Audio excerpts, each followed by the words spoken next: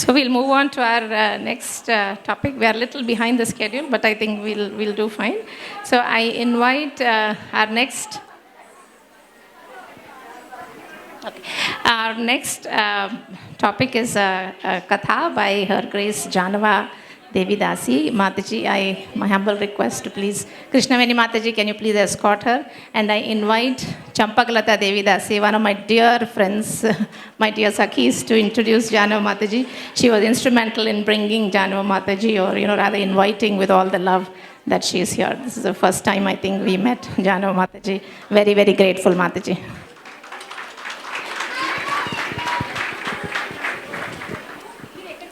Hare Krishna, Dandavat Pranams to everyone.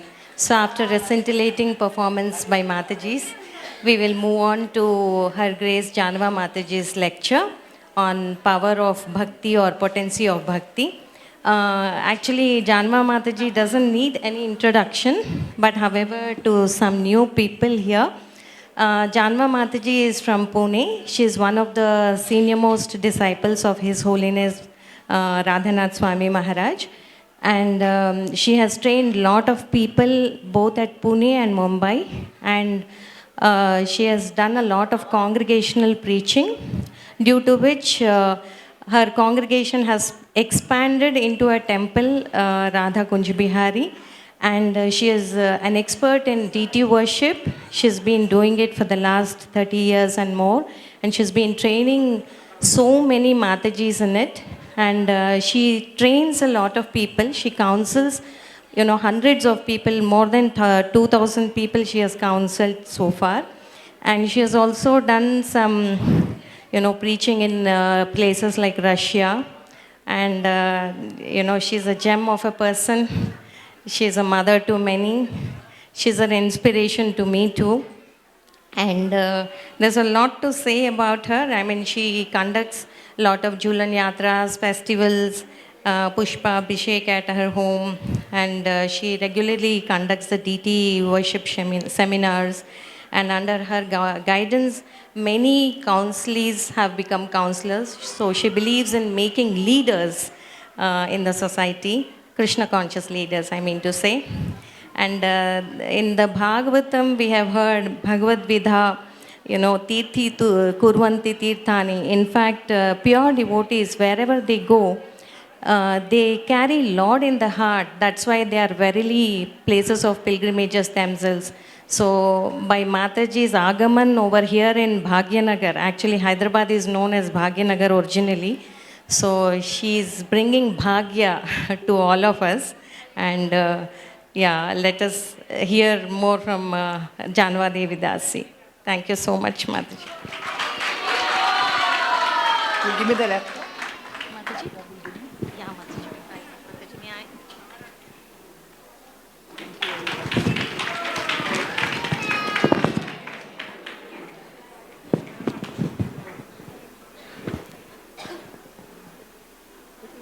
Yes.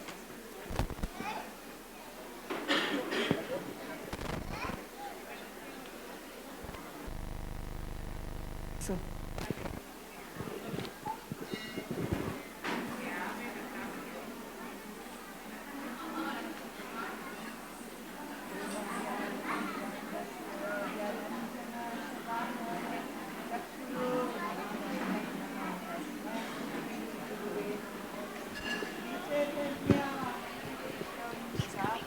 येन भूतले स्वयं रूपा कदा मह्यं ददाति स्वापदान्तिकं वन्देऽहं श्रीगुरु श्रीयुतापदकमलं श्रीगुरून् वैष्णवांश्च श्रीरूपं साग्रजाताः सहगना रघुनाथान्विता सीतानां पावनेभ्यो वैष्णवेभ्यो नमो नमः। जय श्री कृष्णा चैतन्य प्रभु नित्यानंद श्री अद्वैता गदाधर श्रीवासादि गौर भक्त वृंदा। हरे कृष्णा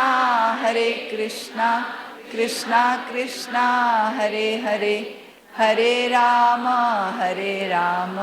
राम राम हरे हरे। हरे कृष्णा।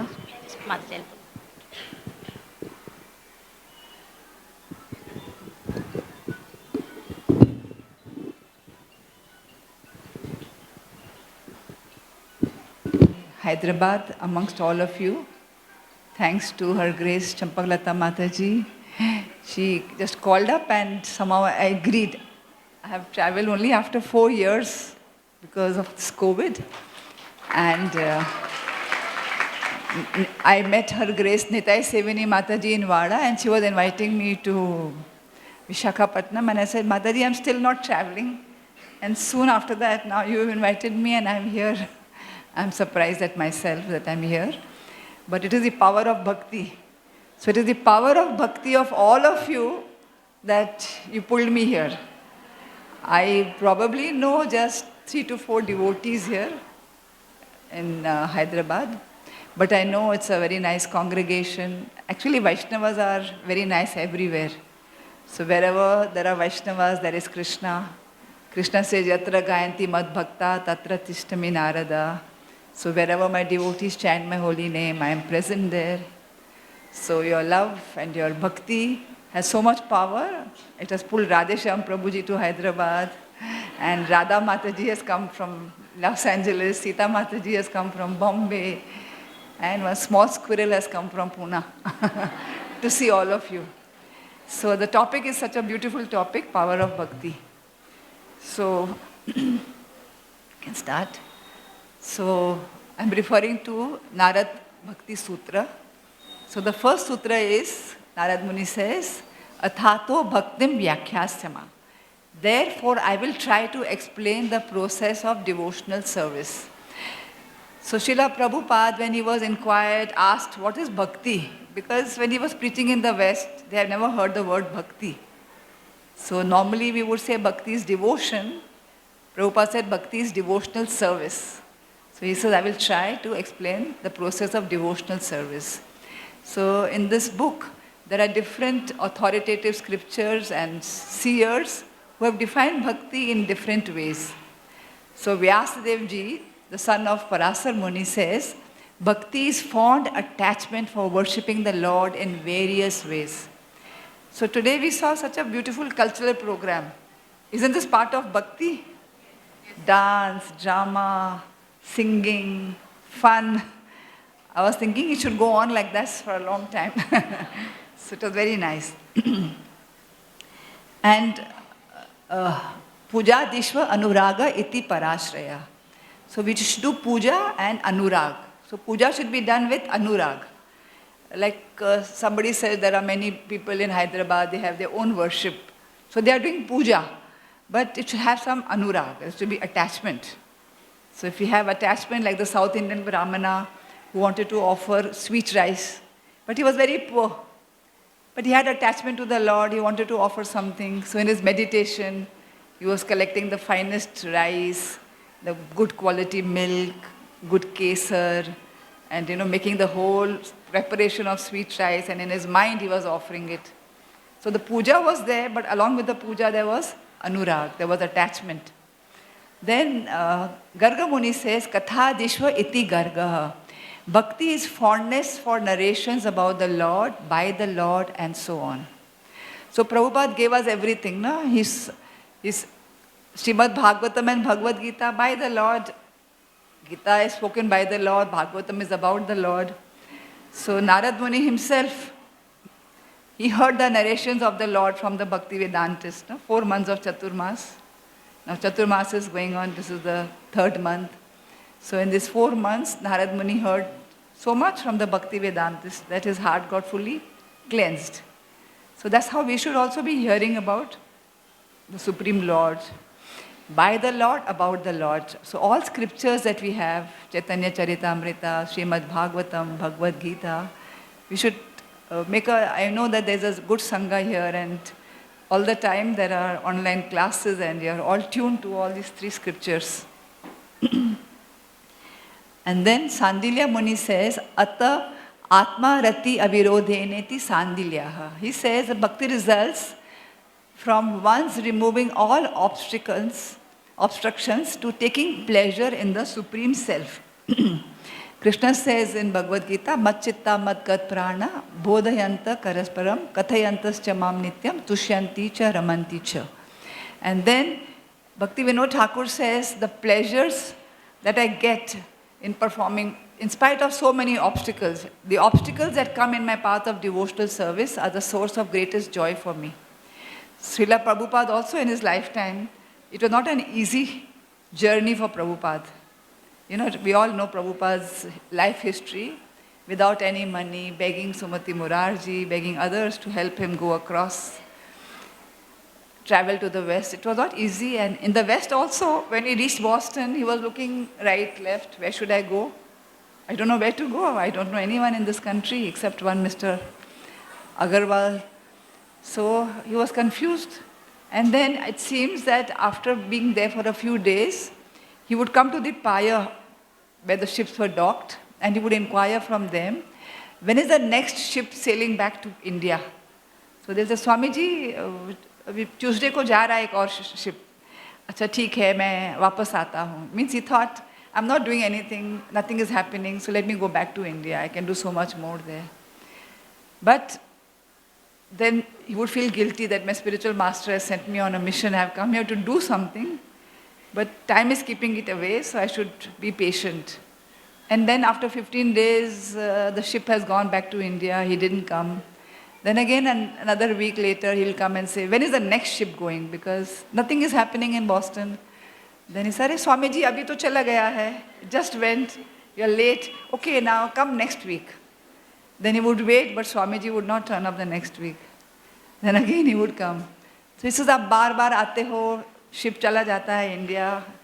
He says, क्या करूँ? I'm bound to my spiritual master's instructions. Though I feel like going back, but I can't because I'm bound. I want to do something for my master. So this is the way we remove the obstructions. There are challenges. I mean, all of us here must be having so many challenges in family life. But somehow we have to overcome them. And we should overcome them, and we should struggle to overcome them. And that struggle is very pleasing to the Lord. Next. The Narad Muni says, Naradastu tat arpita khila charata tat vishmane parama vyakuleti. Narad says, Bhakti consists of offering one's every act to the Supreme Lord and feeling extreme distress in forgetting Him. So every act, whatever we do, yat karosi, yat ashnasi, yat juhosi dadasi, yat tapasyasi kurushvatad arpanam. So whatever you do, everything that you do, you offer it to Krishna.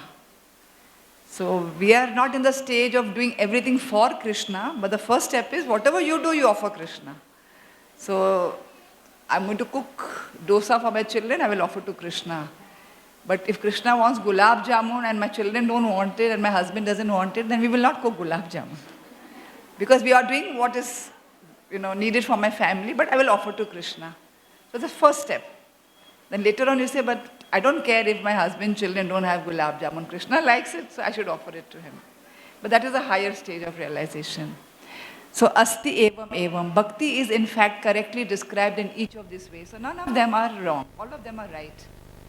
And Narad says, the son of Brahma says, Bhakti is its own fruit. So how is Bhakti's own fruit? That means we don't have to depend on the other processes of karma, jnana, yoga. Because if they are devoid of bhakti, then it is not pleasing to Krishna. If they are connected to bhakti, see in bhakti also we need jnana. What is Bhagavad Gita? It's jnana. We are learning. But we are connecting it to Krishna. We are reading Srimad Bhagavatam, we are connecting it to Krishna. Chaitanya Charitamrita is all about Chaitanya Mahaprabhu. So bhakti is its own fruit. And it is the fruit of all endeavor. That means whatever we do, our occupational duties also should lead us to bhakti. So it is more than a process leading to a result. All of us know it is our constitutional position. Jivera Swarup Hoy, Krishnera Nitya Das. It's our constitutional position. It is there inherent in every living being. Just like a child learning to walk. The walking capacity is there in the child, but we just make the child hold the child's hand, try to make him walk step by step. It's already there, you're not doing anything great. So Prabhupada gives the example of a mango. So mango is relishable in the raw stage, mango is relishable in the ripe stage also. The sweetness is there in mango, the khattapan is there in the mango. It's relishable in all stages. So even in the beginning stage of bhakti, it comes in the realm of love of God, if it is pleasing to Krishna. And even if we lack in something, sometimes we say, no, I have no skills, I have no talent. I was staying in the house of Usha Mataji, and she was telling me that I was thinking, I can't contribute anything to Sakhi Sanga. I don't have this skill, I don't have this talent. But when they told me that one Mataji, for her it was one Mataji, Jahnava Mataji is coming from Pune, we need someone to host her. She said, I put up my hand. I can host her. So that's hosting is also a skill. You're serving a Vaishnava. Vaishnav Seva, Nam Ruchi, Jiva Daya. So she's serving me so nicely since last night. I can experience her love through her hospitality. So all of us have something to contribute. So we can contribute man, tan, dhan. Your mind, your wealth, your resources, and your bodily seva, and your wealth. So it is a check to desire, not to satisfy desire. So bhakti is not to satisfy our desire. मुझे अच्छा लगता है इसलिए मैं भक्ति करती हूँ. मुझे अच्छा लगता है तो मैं मंदिर आती हूँ. मुझे प्रसाद अच्छा लगता है. It is not for our desire. भगवान को अच्छा लगता है जब हम उनके सामने आते हैं, दर्शन करते हैं. तो I am going for the Lord's pleasure. So whatever we do, we are doing it for the Lord's pleasure. So we are doing chanting, we are doing hearing. So bhakti is of course dependent on that, but it's not solely dependent on that. It is dependent more on the Lord's mercy. अभी अगले महीने दामोदर लीला आ रही है. In Damodar Leela, we know the rope that Yashoda Maya ties around Krishna's waist is always 2 fingers short. And what are the 2 fingers representing? Mercy and endeavor. So first endeavor, then mercy. तो हमारा प्रयास है, हम मेहनत करते हैं और कृष्णा प्रसन्न हो जाते हैं.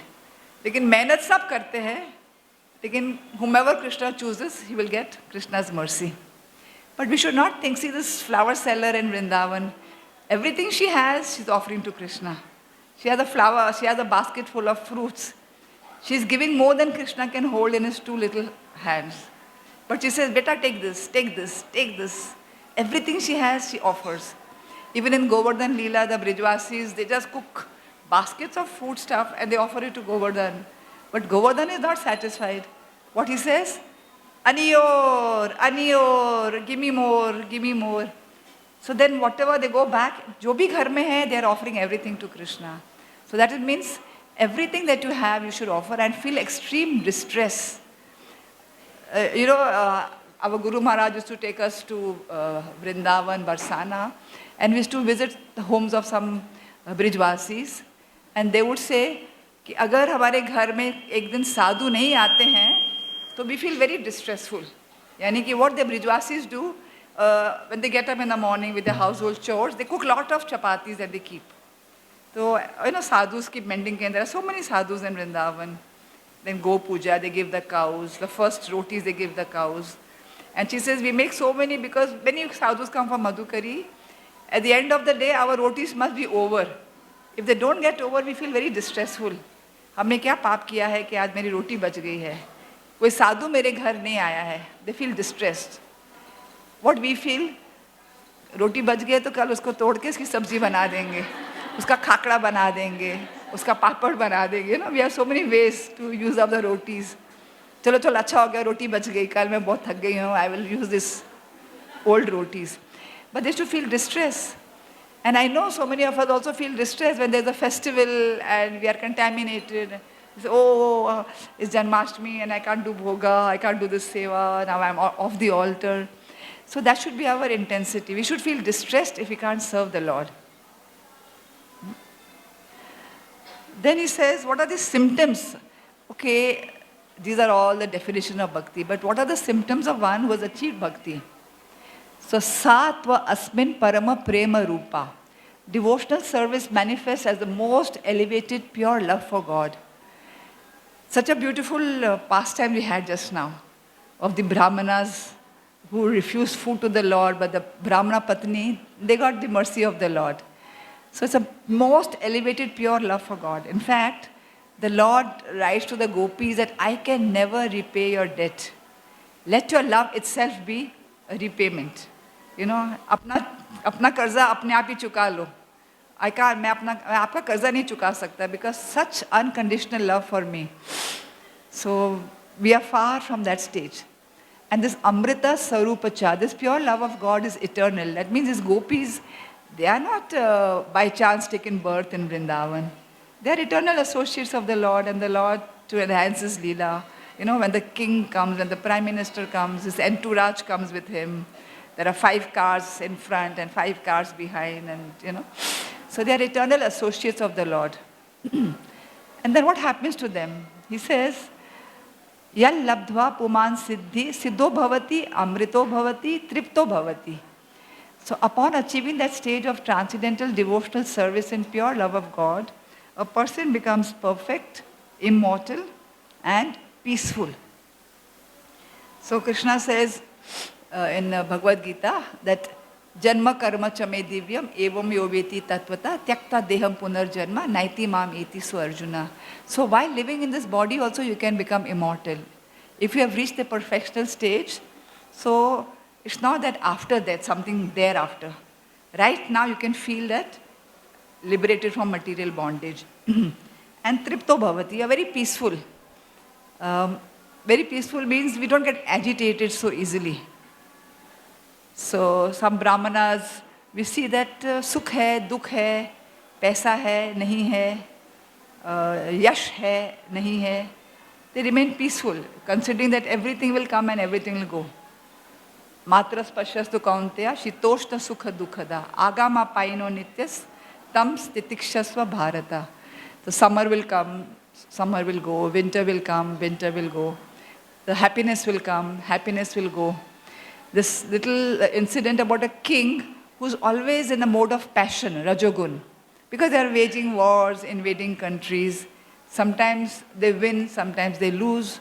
So when they win, everybody glorifies them. Samrat ki jai ho, and they feel very happy and confident and proud. But this king lost one battle and he was very dejected and he was hanging his shoulders. And his minister comes and gives him a ring. And there are 4 words on the ring. This too shall pass. Why are you so grieving? You know, don't be so sad. This too shall pass. The night has come. Don't be so afraid of darkness. Few hours and the sun's rays will be there. And then when the king, then he feels little hope-giving. And then in a few months again he wages a war and he just wins. And then very elated, there I won, I made it. Then the minister says, Samrat ji, apka ring pado. This too shall pass. So don't be too attached to happiness, don't be too attached to distress. Be peaceful, be equanimous. Okay, then, okay. Yat prapya na kinchid vanchati na shochati na dveshti na ramate notsahi bhavati. So a person engaged in such pure devotional service neither desires anything for sense gratification, nor laments for any loss, nor hates anything, nor enjoys anything on his personal account, nor becomes very enthusiastic in material activity. So I gave the example of Tukaram Maharaj, because we are from Pune, and Tukaram Maharaj is a saint born in Dehu Road in Pune, and we often go for picnics to Dehu Road. So Tukaram Maharaj has many, many sweet pastimes and stories. So he's one personality, na vanchati, na shochati, na dveshati, na ramate, notsai bhavati, not attracted by sense gratification. When Shivaji Maharaj heard of his glories, he sent his ministers and to honor Tukaram, and he sent gifts for his whole family, his wife, his children, Kanjivaram sari, all of you are wearing nice saris today, colorful saris. And his wife, I mean, he never earned enough money to give her. And children, good clothes for the children. And he was not at home, and the wife accepted it. And when he came, he says, what are you wearing? From where did you get this sari? And what are the children wearing? So she said, Shivaji Maharaj has sent all these gifts. He says, no, we have to return these gifts. I don't want to be glorified. I don't want any gifts from the, the king. And then he doesn't lament for any loss. He used to write abhangs, 2-line, 4-line, beautiful verses in glorification of the Lord. And there was a Brahmana Kavi there. He was very jealous and envious of Tukaram. He said, why this Tukaram is getting all, glories? People are singing his abhangs. In those days, people would, they were hearing more than, reading and writing. So when they would hear, they would memorize. And while they are working in the farm, they would be singing his abhangs. So he got so angry when Tukaram was not at home. He sent his men and he said, get all the pothis from his house. Tell his wife to give Tukaram Maharaj his abhangs. So they were written very beautifully, and there was a big pothi.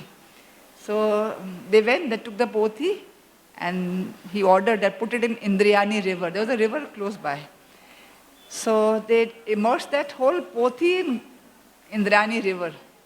And when Tukaram Maharaj came, his wife told him, and he was like, really? And he went at the banks of Indriyani river, and he never cursed him. Our first instance will be, what does he think of himself? And the whole village came to know. And they said, Tukaram, don't worry. All of us know them by heart. And we'll start writing and we can make it again. But he didn't want that glory. He said, I had written not for my glory, to make a book and to print it and to get name and fame. It was coming spontaneously from my heart, and I wrote in glorification of the Lord. And the Lord heard it, and that's enough for me. But in his heart, he was a little, little sad. So, and his wife, we hear of Avali being little not so, appreciative of Tukaram Maharaj's activities. Though in her heart, she loved him very much. So she saw that Tukaram Maharaj is not eating. He fasted for 14 days at the banks of Indrayani river. And there's a small temple, if you go there, it's called Gatha Mandir. So she fasted, he fasted, she fasted at the children. All of them were sitting there for 14 days. And look at the Lord, how he reciprocates with the devotees. After 14 days on Ekadasi day, the whole Gatha, Indrayani, goddess of that river Indrayani, she came with the whole Gatha in her hand, which was unspoilt, and they gave the whole Gatha back. And all the villagers clapped in ecstasy, like you're feeling ecstasy. And this, Tukaram, your Gatha has come back. And then they opened it and everything was just as it was. So you can't cheat a pure devotee. You can't hurt a pure devotee. But he was, he was not very enthusiastic. He was happy, but not that, oh, see now, I'll show him, He was not also thinking the Lord has given me so much mercy. And so many stories about him. He went to sell some, his wife forced him to buy some things and do some trading. He sold that and he was coming home with other merchants. On the way he met a Brahmana who was ostracized from the kingdom, and he was crying in the jungle. So when Tukaram Maharaj came to know, he says, what is the problem? So the Brahmana said, I owed 200 rupees which I did not pay back in time. So Tukaram Maharaj immediately took out whatever he earned and gave it to the Brahmana. He said, go and pay back the debt. And then he thought, when I go home, my wife is going to beat me now. What am I going to give her? But the Lord intervened, and the Lord took, he disguised himself as Tukaram and said, I've come home. She said, how was the business? Very good, here's the money. And he gave her the money. And Tukaram's friends who were merchants who had gone with him, they had actually seen him giving the money, and they thought he's the biggest fool. And they told her, your husband has no money left, he's distributed all the money. But she says, no, he came and gave me the money back. Then she also realized, in many instances, the Lord himself, would intervene in his life, disguise himself as Tukaram, and do whatever was necessary to stabilize him. Krishna says, Yoga kshemam vahamyaham. I provide what you lack and I preserve what you have. So making sure you advance and never fall back. So Krishna took it upon himself. And once he was feeling very much anguish. Yas jnatva mato bhavati, stabdo bhavati, atma ramo bhavati. One who understands perfectly the process of devotional service in love of Godhead becomes intoxicated in his discharge. Sometimes he becomes stunned in ecstasy and thus enjoys his whole self being engaged in the service of the Supreme Self. So Tukaram Maharaj would be giving lectures, and when he was giving lectures in a big audience, this may be half the audience, that is, 700, 800 people would come to hear him. Actually much deep in ecstasy, Atma Ramo Bhavati, Stabdo Bhavati. He would be so much in ecstasy that he would close his eyes and he would keep talking, talking, talking. People were getting tired because we are conditioned souls. We cannot sit for so long to hear a class, 5 hours, 6 hours. So if he starts at 6:37, right up to 10:30, 11 in the night, he's, deeply absorbed. In between, he will do kirtan. And then when he opened his eyes finally, it was late night, and all had gone but one man. So he said, he paid obeisances to him. He said, "You're really great. I can see that I overspoke and people have all left. So I really appreciate that you're waiting till the end." He said, "Maharaj ji, आप जो कंबल पर बैठे हैं वो कंबल मेरा है. मुझे कंबल घर में लेके जाना है. I'm feeling cold." So, we are not in that mood to sit for so many hours. But Tikaram Maharaj was always, whenever any problem would come, he would go to Rukmini Vitthal Mandir, do the deity worship, do bhajan, kirtan, and absorb himself. And we know his family life was not so good because obviously when he's so absorbed in kirtan and bhajan, he cannot give that time and attention to his wife and children. So, but his wife had one good quality, she would always serve him. She would never eat food till she has served him. Every day she would walk up the mountains. There are 2-3 mountains in Dehu Road. And he would choose any mountain and go up. And then she would stand down and think, where is this man today? This one, this and this. So you know how she would recognize? She would put her ears at the base of the mountain. From whichever mountain came the sound of the music and his bhajans, and she would say, "Oh, Vitthal, Vitthal, Vithala. Oh, he's here." So then she would take roti and some good and aloo ki sabji and feed him and then come down. This was her love for her husband, her devotion. And then, so coming back to our sampradaya now, Sanatana Goswami says, so what is bhakti? Anukulyasya sankalpa pratikulyasya varjanam rakshishyatiti vishvaso goptritve varanam tata atma nikshepa karpanya shadvida sharanagati. So ultimate of bhakti is sharanagati. We have the 9 processes as mentioned by Prahlad Maharaj in Bhagavatam. So it starts with Shravanam, Kirtanam, Vishnu Smaranam, Archanam, Vandanam, Padasevanam, Dasyam, Sakhyam and Atma Nivedanam. So Atma Nivedana means Sharanagati, as Bali Maharaj through his example showed us. What is Sharanagati? So Anukulyasya Sankalpa. What is Anukul? Accept things that are favorable in performing bhakti. What is favorable for me? I should do it. And Pratikulyasya Varjanam. So give up things that are pratikul. This is not good for me, so I should not use it. This thing is coming as a hindrance to my bhakti. You know, our Guru Maharaj, if you have read his book, Journey Home, he was very fond of that mouth organ, harmonica, and then he thought at some time I have to give it up. So he gave it up. Of course, now he will sing very beautifully on the harmonium, but at a particular time, whatever needed to be accepted, he accepted that. Whatever needed to be given up, he gave up, no matter how attached he was. So even in our lives, if we are very attached to something, but it's coming in our way, sometimes our profession, sometimes our Sangha, so we have to see what is good for us and what is not good for us. Rakshishyatiti Vishwaso. Always have faith that God will protect me. Bhagwan meri raksha karenge. In Tukaram Maharaj's life also, there were many, he was also a money lender at some stage of his life, and many people owed him a lot of money.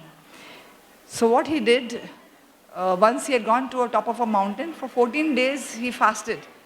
And his Kanoba, his brother, was searching him everywhere. And finally he went to the hill and he found his brothers. But what he saw from far, he saw that my brother, the Supreme Lord, is actually embracing my brother. And he got that darshan. He said, really? And he was so stunned, he fell down. And then he told Tukaram that, please come home after the darshan disappeared, the Lord disappeared. And then Tukaram Maharaj said that I want to absorb myself more and more in bhakti. So I have decided that all the people who owe me money, I have the documents, promissory notes, I want to just throw them away. He said, what are you talking? That's our sustenance.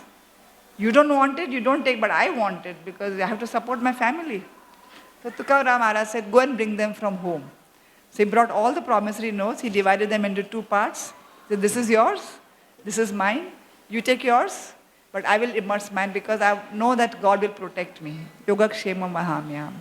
So listen to it's a person Bhagavad, walking, talking Bhagavad. Some of us give lectures, but when it comes to personal things, we are dependent so much on our money, our assets, and we hang on to them. But the pure devotee can easily give them up.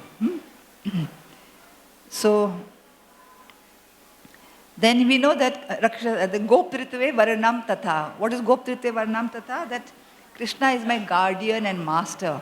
Krishna Mata, Krishna Pita, Krishna Dhanna Pran. So Krishna will take care no matter what happens. We often hear devotees also saying, Krishna will take care, Krishna will take care. And Krishna does take care. In small, small ways, which we can't even say now on the stage. But the moment you want to do something, somebody comes to help you. The moment you desire to have something and you wonder how to have it, how it will happen, and it just comes your way. So Krishna is acting behind the scenes and giving. We have a drama here, and somebody suddenly gets a mace in his hand. From where did it come? Somebody behind was pushing it in his hand. So same way, Krishna acts through his internal energy to take care of his devotees. Then, so Atma Nikshepa, Krishna will take care, and Sadvida Sharanagati. So the last step is Sharanagati, fully surrender.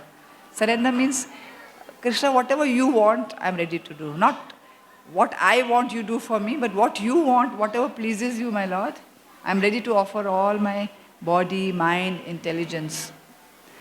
Then in the Narad Pancharatra, Sarvopadhi Vinirmuktam Tat Paratvena Nirmalam Rishikena Rishikesha Sevanam Bhaktir Uchyate. So the topmost bhakti is that when we serve Rishikena, with what? With our Rishik, with our senses, we serve the master of senses. That means we employ all our senses in the devotional service of the Lord. But for that we need two important things. One must be purified. Sarva Upadhi Vinirmuktam. All our upadhis.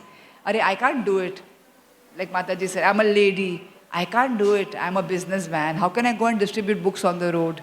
How can I collect money like that? I can't do it. So Sarva Upadhis. We have so many upadhis. I'm a woman, I'm a man, I'm a managing director of a company, or whatever, And senses should be engaged only in service of the Lord, who is the master of our senses. All our senses. Ambrish Maharaj engaged all his senses in service of the Lord. With his mouth, he would do Shravanam, Kirtanam. With his ears, he would do Shravanam. With his mouth, he would do Kirtanam. He was glorifying with his tongue, he was glorifying the Lord. With his sense of smell, he was smelling the tulsi offered to the Lord, the flowers offered to the Lord. With his legs, he was walking to the holy places. With his hands, he was cleansing the temple. With his whole body and mind, he was serving Vaishnavas. So in this way, all our senses should be engaged in service of the Lord. And Rup Goswami says, Anya bilashita shunyam jnana karmadi anavritam anukulyena krishnanu shilanam bhaktir uchyate. The first class devotional service develops when one should be devoid of all material desires, fruitive actions, knowledge obtained by monastic philosophy, and the devotee must serve Krishna favorably as Krishna desires. So Sharanagati means as Krishna desires. And that is called Bhaktir Uttama. Topmost Bhakti is, like they say, there are three classes of devotees. One is Kanishta Adhikari, then Madhyam Adhikari, and Uttam Adhikari. And the disciple is also Kanisht, Madhyam, and Uttam. So Kanisht will be Guru Maharaj's instruction is there, but he says, too difficult to follow. Madhyam, okay, Guru Maharaj is saying, I'll try to follow. But the Uttam disciple is one who knows the mood of spiritual master, and without him telling, he's willing to execute his instructions. So that is Bhaktir Uttama, that is topmost Bhakti. When you know what is expected from you, from your master, from Krishna, and you perform that without any expectations. So it is said in the end, Bhakti Parishanu Bhavo Viraktir Anyatra Chaisha Trika Eka Kalaha Prapadya Manasya Yathashnata Shus Tushti Pushti Shud Apayo Nukhasam. So he says, when you perform bhakti, these things must happen, just like when you eat a meal. What happens when you eat a meal? Suppose you are very hungry and you go home and say, I'm hungry, there was no prasadam in Sakhi Sanga, go home, bhuk lagi hai. The first thing is that you get satisfaction of eating a food. And automatically the body is also getting nourished, right? And also there is some satiation. तो एक भूख भी मिट जाती है, खुशी भी होती है. You feel happy, na, satisfied. At last my hunger is satisfied. Nutrition, and mentally also I'm feeling happy to eat the food. So by doing bhakti, we get detachment, direct experience of Lord, and devotion. So janayati asu vairagnyam jnanam chayat ahitukam. So when we do bhakti, Vasudeva Bhagavati, bhakti yoga prayojita, janayati asu vairagnyam jnanam chayat ahitukam. So when you do bhakti to Vasudev, then what happens? These three things happen automatically. So Gyan, Vairagya, all things develop automatically. You might say, क्यों मुझे इतना वैराग्य हो रहा है? क्यों मुझे, and I'm not so fond of good clothes or going to movies, going to malls for shopping, sitting in front of TV for hours together, engaging in prajalpa. Sometimes automatically, it happens.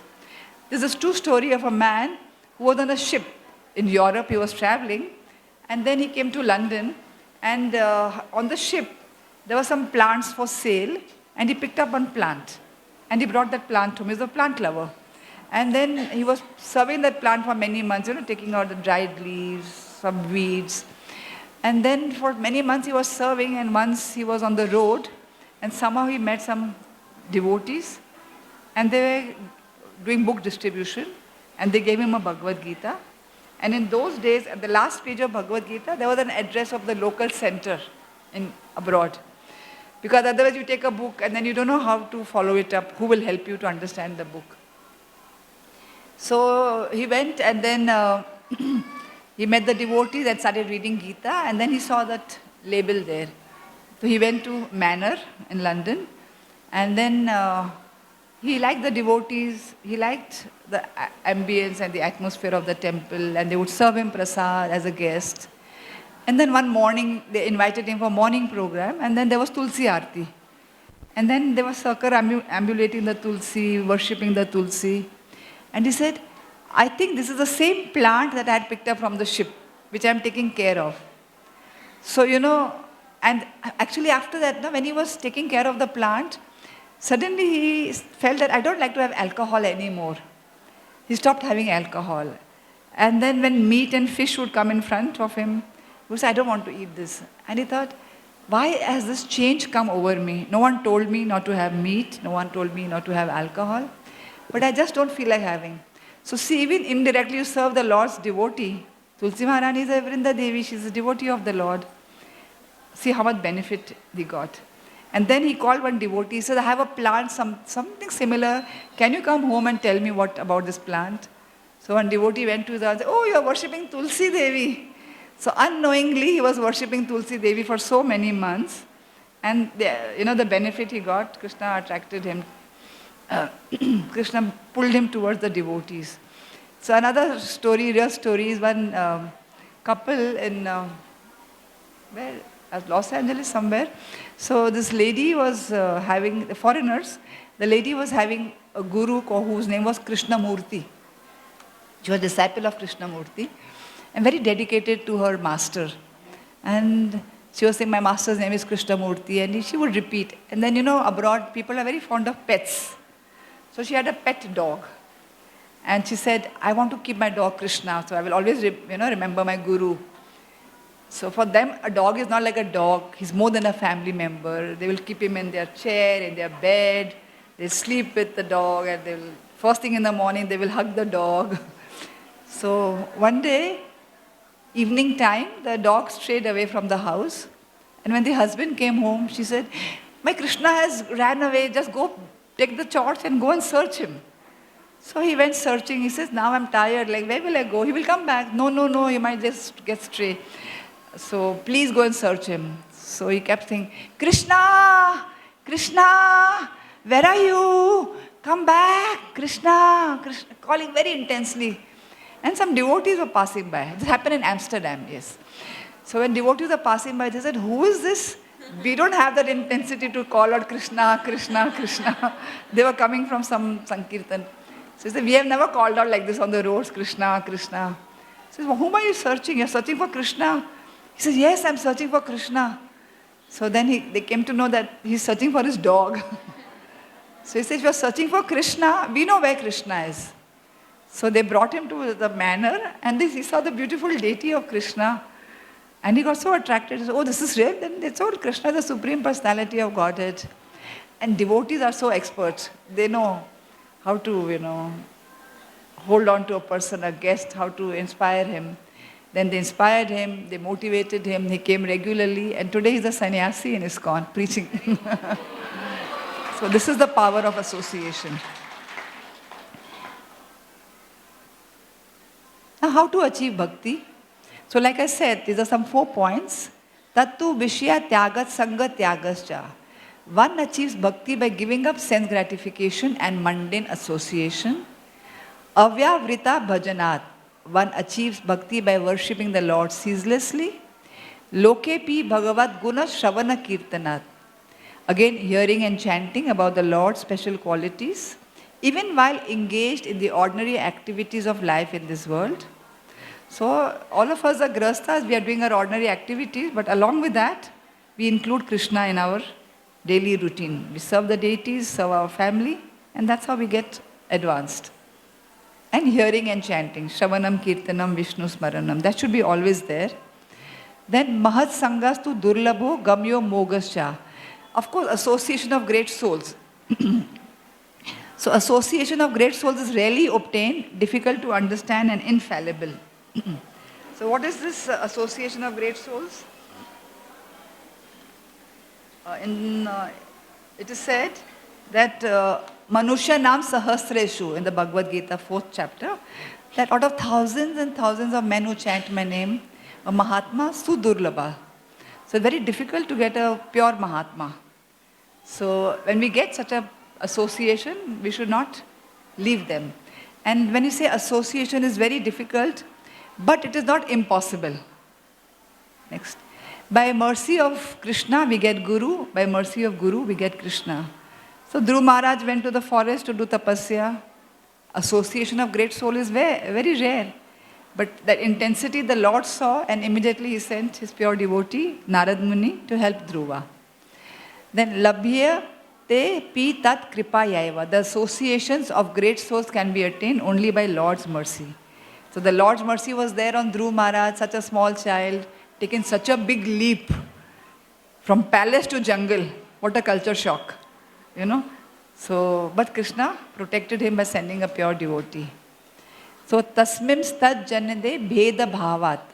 One can attain bhakti either by association of the Lord's pure devotees or directly by the Lord's mercy, because the Lord and his pure devotees are non-different. So, Dhruv Maharaj got both. First he got Lord's devotees, and the Lord's devotee, what he did, Narad Muni, he gave him a mantra to chant, Om Namo Bhagavate Vasudevaya. He chanted, he followed the mantra, he performed austerities, and soon he got Krishna's darshan.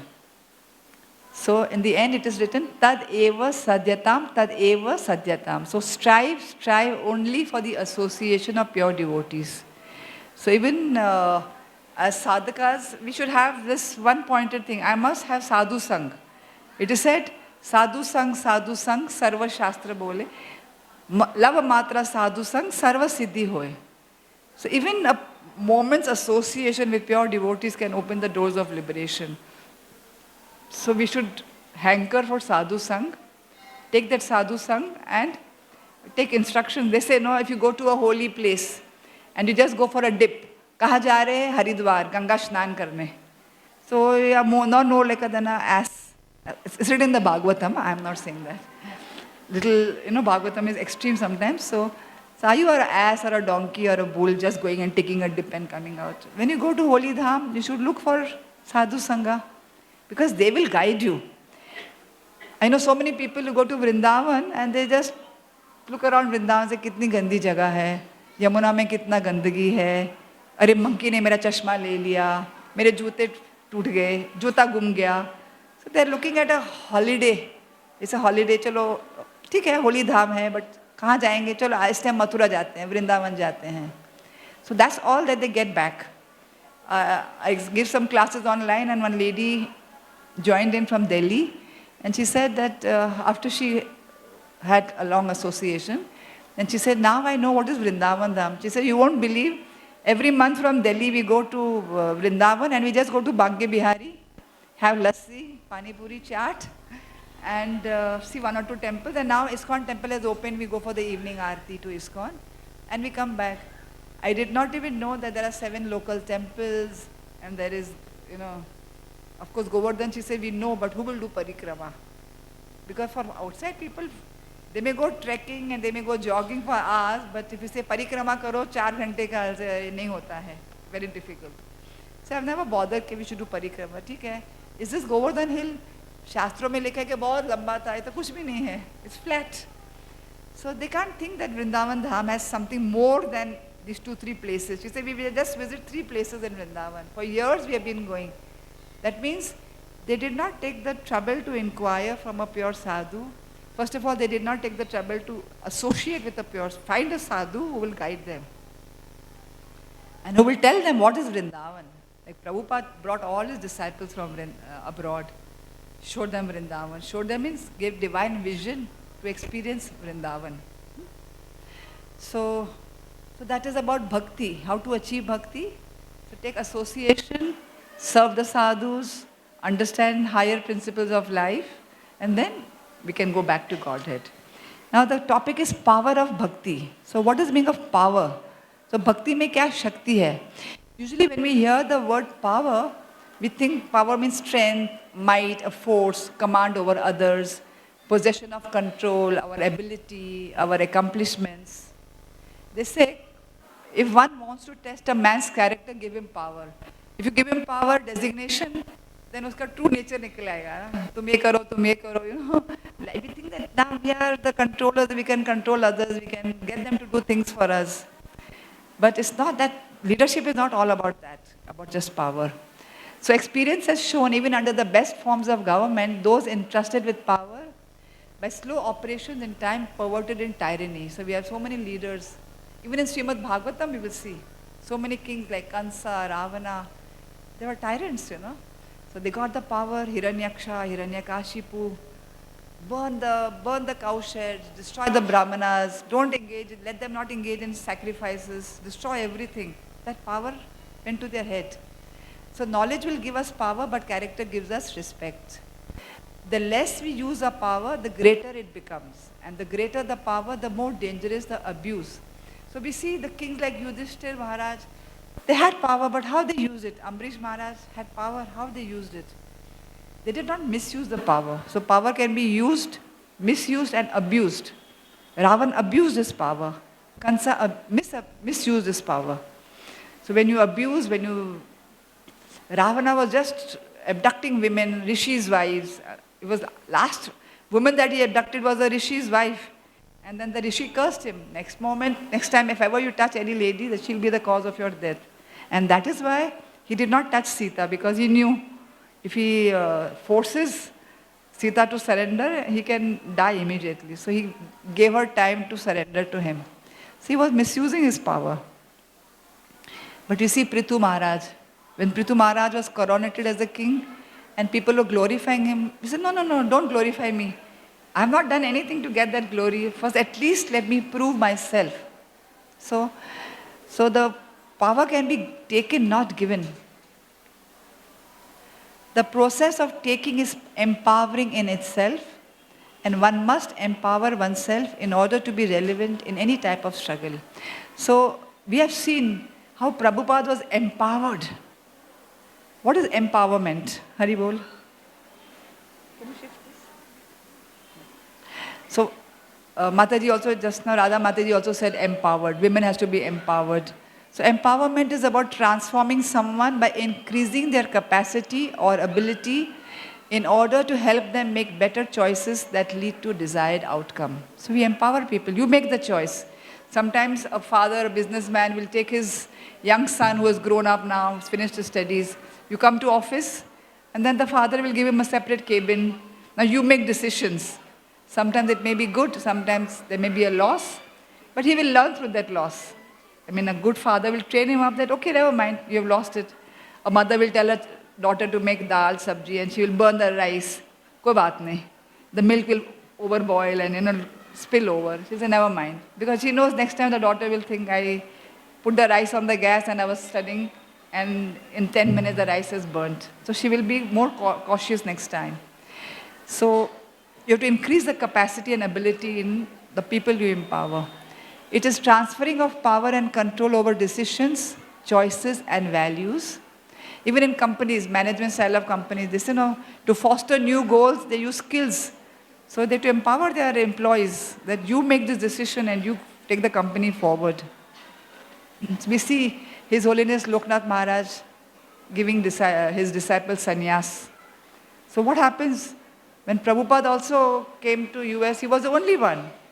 He had to empower so many people, he gave sannyas to so many people. So you go open center here, you go open a center here. Mataji just said, Malti Mataji, Shyam Sundar Prabhu, Mukund Maharaj and Janaki Mataji, they all were sent to London. So they were not qualified to open a center, so to say, but Prabhupada empowered them and they did wonders. So, so when you get empowered, sometimes you say, I don't know what to do, I don't know how to do it. I empower you, now you do it.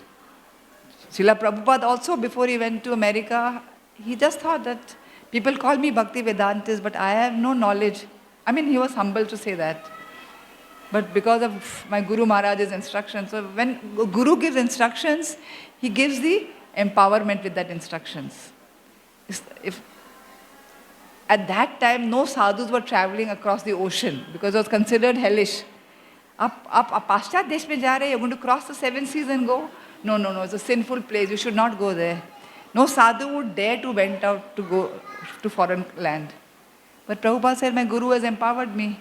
I don't know anybody, I have no money, I have no resources, no backup. But his backup was Guru's instructions. So Guru empowered him to do wonderful things. So we see now few examples. If you read Bhagavatam, you will see many, many examples. There's material empowerment and there's spiritual empowerment. You see, there's this story from Mahabharata. There was one Brahman student. He was learning the Vedas, and in olden days, the setting was very natural, a natural setting in the forest. So he was learning in the forest, all greenery, grass, trees. He was sitting under a tree, and one bird happened to soil his head. If a bird is sitting up and you're sitting down, some kachra will come.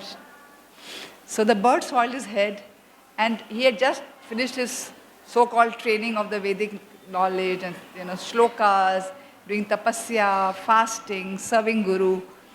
And he also heard of the power of Brahmanas. We know Parikshit Maharaj was cursed by a Brahmana's son, Shringi. So that curse, Brahmana's curse, can be very powerful. He read all that and he was thinking, have I developed such power? So when the bird soiled his head, immediately he got so angry, he looked at the bird and through his eyes so much anger came out that immediately found that the bird has got burned to ashes and died. He says, oh my God, I could burn. But his ego got very, puffed up. He says, I can burn. I got so much power now. So then he went to various houses collecting madhukari. So he came to one lady's house. He came to one house and the lady opened the door and she said, yes, please wait. I will get something for you. So she went inside and she didn't come out for quite a long time. She was waiting. Arey, for one chapati, kitna time aapne mujhe rukaya hai? He got upset. And then he started talking in a loud tone to the lady. You made me wait for so long. She said, hey, don't think that you can use your power as you used on the bird. And you burned the bird. He says, what? How do you know? She says, you may have got power by studying, but I have got power by serving. I'm serving my old parents. My sick in-laws are there. First I have to take care of them, then I will take care of others. So a woman gets chastity. A chaste woman gets her powers. We know Gandhari, how much power she had just because she wanted to be subservient to her husband. Like Mataji said, a woman should cook, she should sew, she should clean and take care of children. Apart from that, she can do so much more also. It's not that Prabhupada limited it to that. So all of us as serving our houses, our family members, it's not like क्या है, woman का शरीर क्या है, it is so cursed. All I do is at home, but you get a lot of power if you do it nicely. Provided every house can become a spiritual hub. If there's a Lakshman Rekha from materialism, so that you have to avoid. But in your household duties, when you serve, keeping Krishna as the center, it becomes a spiritual hub. That house is not a Graha Medi's house, it is a Grahastha, where Krishna is the center. Otherwise, in chapter 13 in Bhagavad Gita, point 10, 13.10, is written, Asakti anabhishvanga putra dara grahadishu nityam sa samachittat ishtoneshtabapaitishu. That means don't just get entangled in dara, wife, graha, putra. We're not just supposed to get entangled, but we should do it. Not that I'm doing it for the sake of doing it. In South India, I heard of one mutt where the sadhu was giving initiation, sannyas diksha to many. And the list was there. And this man comes and says, Guru Maharaj, I have not seen my wife's face for so many. He was in Grahastha ashram. I don't talk to my children. I am very aloof. I'm reading scriptures whole day. And he started giving all the examples in his household life where he was completely detached from wife and children, not talking to them, fully absorbed. So Guru Maharaj said, I'm sorry, I can't give you sannyas diksha because you don't have emotions. If you don't have emotions for your family members, then as a sannyasi, how will you reach out? Sannyasi means you should preach. If you don't have karuna, then how will you preach? So you're not qualified to become. So don't think that you have to be cutter, cold and detached with family life, then it will not work out. Then you're not qualified to do preaching also. Because there has to be some bhava, some emotions. So if we serve our family members with that emotion, then that house becomes a Krishna conscious house. Now we see King Priyavrat. Some 3 examples I will give. Is it time? So I have a few minutes more. So we won't go the full detail, but King Priyavrat, he was a great devotee and he thought, I don't want to be entangled. I want to go away to Gandhamadham hills and chant and be absorbed. Then his father, Swayambhu Manu Narad Muni, came and said, please come back. We know we don't have a king to rule. But he was not very keen. Then Brahmaji himself had to come to Gandhamadham hills and then he persuaded Priyavrat. He said, you can still be a king and still be detached. That's why we call them Raja Rishi.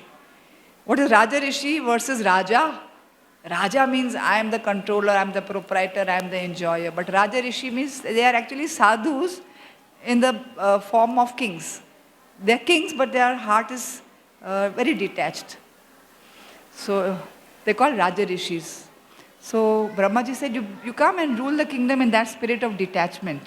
Then nothing will entangle you. He said, I don't want to get entangled, but he couldn't say no to Brahmaji's instruction.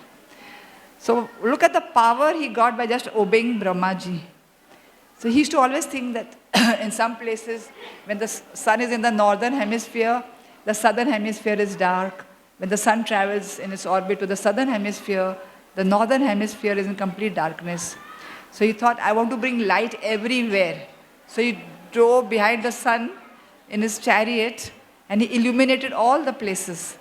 And it is said, when Priyavrat drove his chariot behind the sun, the rims of his chariot wheels created impressions that later became 7 oceans, dividing the planetary system as Bhumandal into 7 islands. So what is the power he got?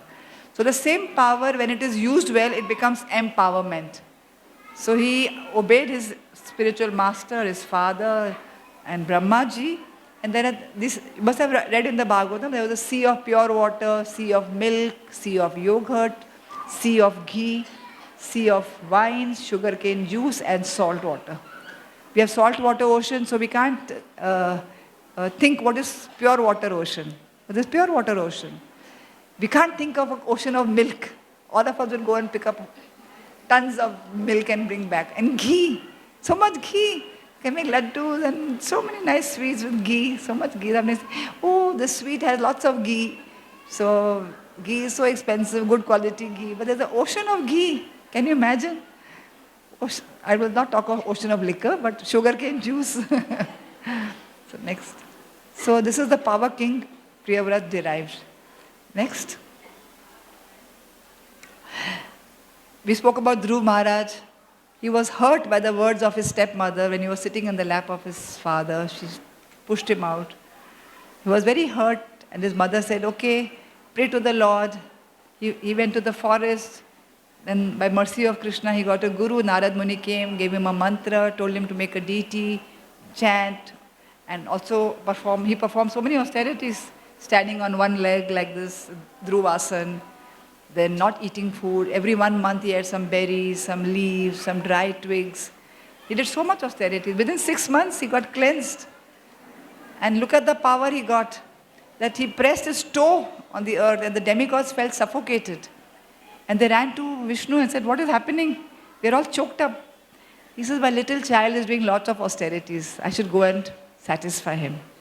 Then the Lord came on the Garuda and then he gave darshan to Dhruv Maharaj and he asked him, you're praying to me for so much, what can I offer you? The Lord gave him the benediction that you will become a pole star. So, and 36,000 years he ruled. So that was the power he got. So, just by performing austerities, doing bhakti, chanting the holy name, not by austerity, but chanting the holy name of the Lord, such a small child became purified and cleansed. We know the story of Ambrish Maharaj. How he fasted for 48 days for the benefit of his citizens. And there comes Durvas Muni wanting to eat some food, goes to the river to take a bath. And Ambrish Maharaj has to break the Ekadasi in proper time. Just by sipping a little water, the wrath of Durvas Muni cursed him, demon came. So all the story, and Sudarshan Chakra actually, instead of the demon killing Ambrish Maharaj, when we curse a great soul, that curse comes back upon us. दूसरों को बुरा करेंगे तो बुरा अपने ऊपर ही आता है.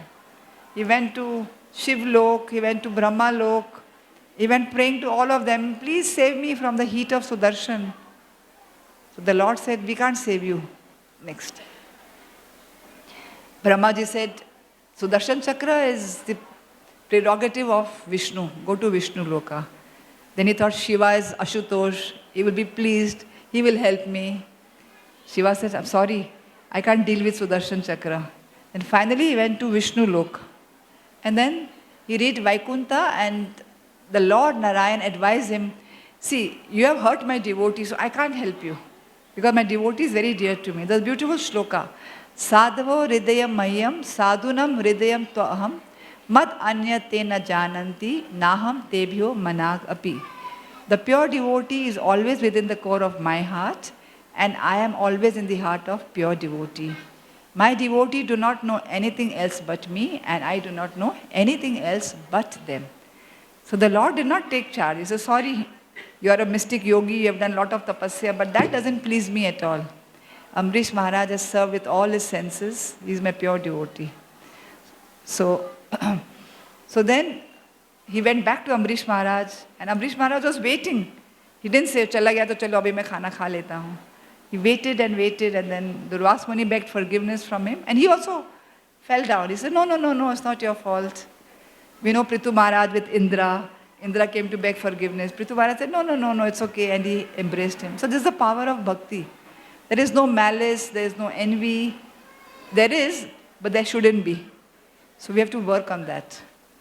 Now look at the power of bhakti Srila Prabhupada had. There's a power of bhakti to go at the age of 70 to foreign land alone, not knowing anybody, stranger, no money, no backup, no support. He made hippies into happies. And he started such a revolutionary movement for all of us. Opening temples, installing deities, establishing a culture, giving us so much a peep into the spiritual world. We got a peep into spiritual world. Vrindavan was always there, but where were we? We were lost. So Prabhupada, now even this temple, yesterday I went to, which was temple? Radha Madan Mohan temple, Prabhupada installed the deities. So Hyderabad is a Punya Dham. Prabhupada came here, installed deities, and now we have so much to do in Hyderabad. So each one, teach one, reach one. So each one of us should reach to another person and teach that person. And that person will again reach to another person, outreach programs, and then teach them.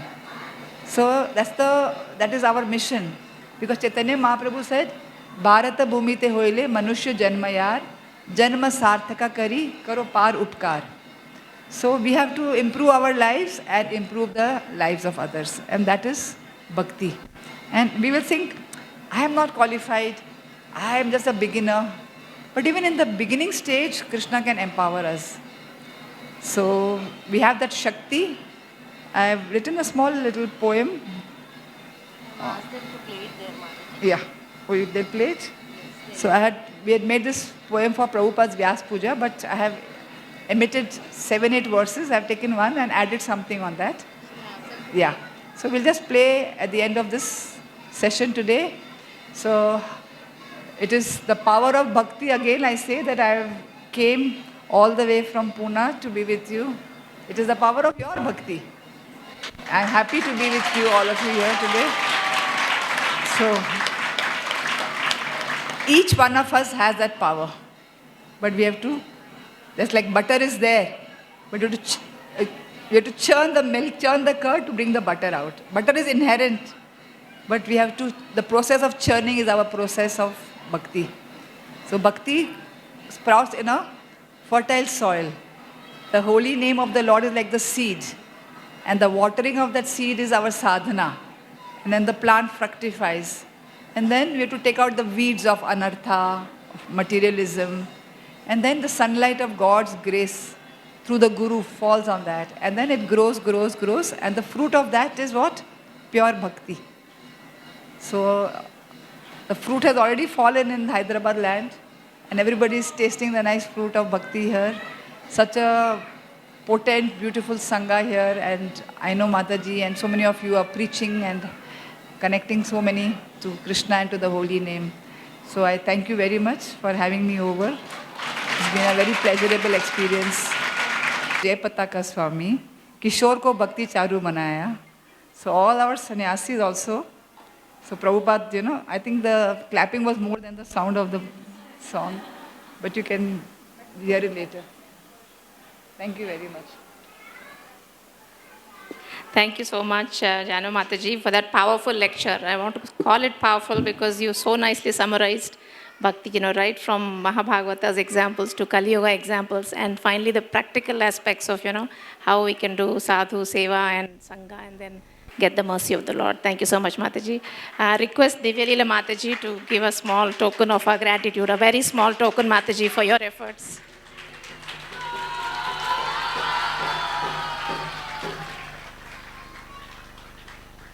Thank you.